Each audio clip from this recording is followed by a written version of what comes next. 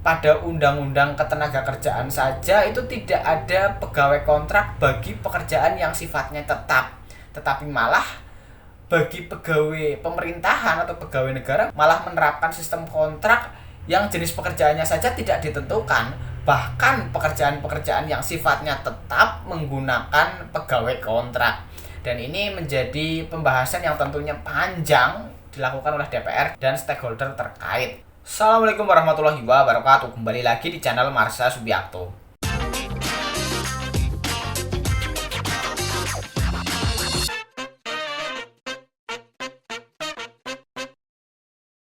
Pada kesempatan kali ini kita akan kembali membahas informasi menarik.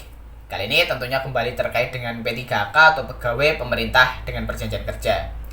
Jadi pada kesempatan kali ini kita akan coba kembali bahas berkaitan dengan RUU ASN ya, atau Rancangan Undang-Undang Aparatur Sipil Negara. Jadi mungkin teman-teman sudah tahu lah ya, bahwa DPR saat ini sedang membuat atau menyusun rancangan Undang-Undang ASN. Dan rancangan ini sudah dibuat atau disusun sejak tahun 2017. Yaitu sejak tahun 2017 DPR menginisiasi akan merevisi Undang-Undang Nomor 5 Tahun 2014 tentang Aparatur Sipil Negara. Dan sampai sekarang revisi tersebut belum selesai ya. Artinya rancangan undang-undang yang sedang dibuat belum bisa disetujui oleh seluruh pihak. Dan kemarin pada masa persidangan kelima di DPR RI memutuskan untuk kembali melanjutkan pembahasan berkaitan dengan RUU ASN, yaitu pada masa persidangan pertama atau sekitar bulan Agustus besok. Dan ini tentunya membuat kembali diperpanjang pembahasan berkaitan dengan rancangan Undang-Undang ASN. Dan ternyata masih banyak ketidakadilan yang ada pada RUU ASN tersebut berkaitan dengan P3K. Dan ketidakadilan ini dirangkum dalam berita yang nanti akan kita coba lihat ya. Dan tentunya hal tersebut juga masih menjadi pembahasan oleh DPR dan stakeholder terkait. Dan kali ini kita akan coba lihat ketidakadilan apa saja yang diterima bagi P3K atau oleh P3K yang ada pada rancangan Undang-Undang ASN atau Undang-Undang Nomor 5 Tahun 2014. Berikut ini informasinya. Oke, bismillahirrahmanirrahim, langsung saja kita mulai. Jadi inilah berita atau informasi berkaitan dengan ketidakadilan yang ada pada rancangan Undang-Undang ASN ya. Diberitakan oleh cpnn.com, judulnya RUU ASN ini daftar ketidakadilan terhadap P3K. Ada frasa nasib buruk ya Tuhan. Kita coba bacakan ya. Jakarta, RUU ASN ini daftar ketidakadilan terhadap P3K, ada frasa nasib buruk ya Tuhan. Rapat paripurna DPR RI pada Kamis 13 Juli menyetujui perpanjangan waktu pembahasan terhadap 6 rancangan undang-undang, salah satunya RUU Revisi Undang-Undang Nomor 5 Tahun 2014 tentang Aparatur Sipil Negara. Pembahasan RUU ASN akan dilanjutkan seusai masa reses DPR, yakni pertengahan Agustus 2023. Diketahui pembahasan RUU Revisi Undang-Undang ASN sudah dimulai sejak 2017, lanjut 2018, 2019, 2020, 2021, 2022, dan 2023. Dengan kata lain, sudah 7 kali RUU tersebut masuk daftar program legislasi nasional atau prolegnas sebagai usul inisiatif Dewan. Dari dokumen naskah akademik RUU Revisi Undang-Undang ASN tahun 2020, yang diunduh cpnn.com dari situs resmi DPR RI, terungkap DPR membeberkan sejumlah ketidakadilan yang dialami pegawai pemerintah dengan perjanjian kerja atau P3K. Berikut ini petikan kalimat naskah akademik RUU Revisi Undang-Undang ASN tahun 2020.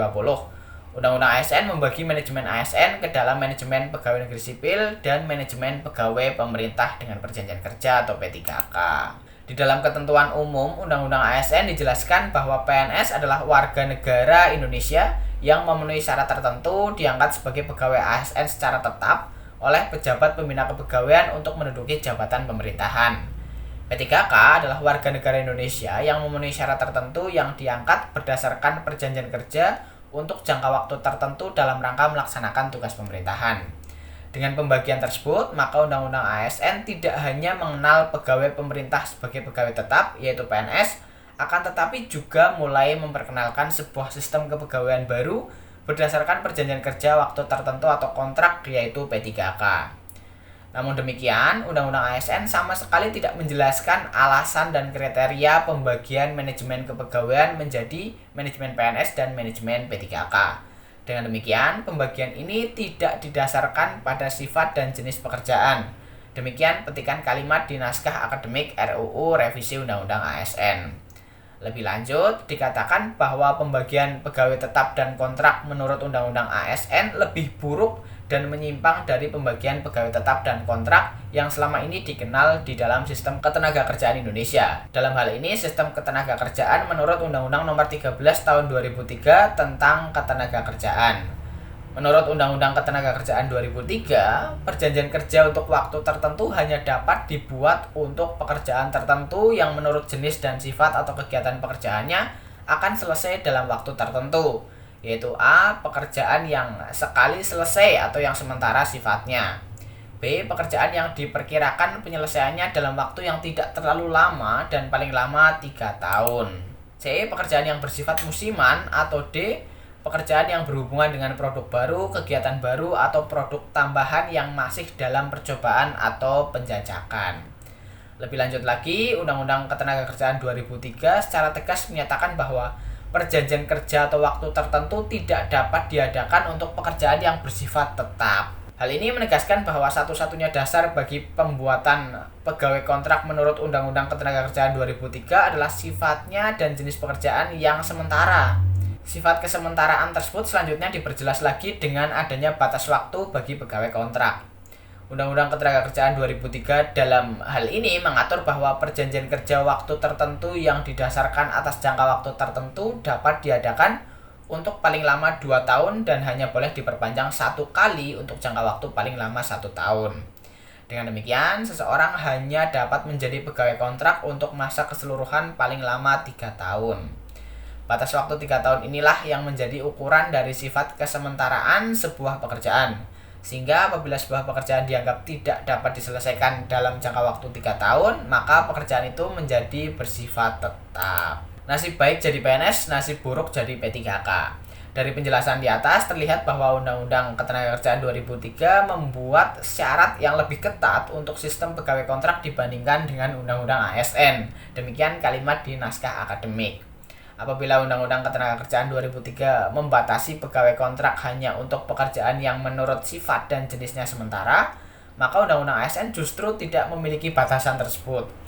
Dengan demikian, menurut Undang-Undang ASN, seseorang dapat saja menjadi pegawai kontrak untuk pekerjaan yang sebenarnya bersifat tetap, karena sama-sama dapat diterapkan untuk pekerjaan yang sifatnya tetap atau tidak sementara. Maka yang menentukan apakah seseorang akan menjadi pegawai PNS atau P3K tergantung adalah peruntungan mereka.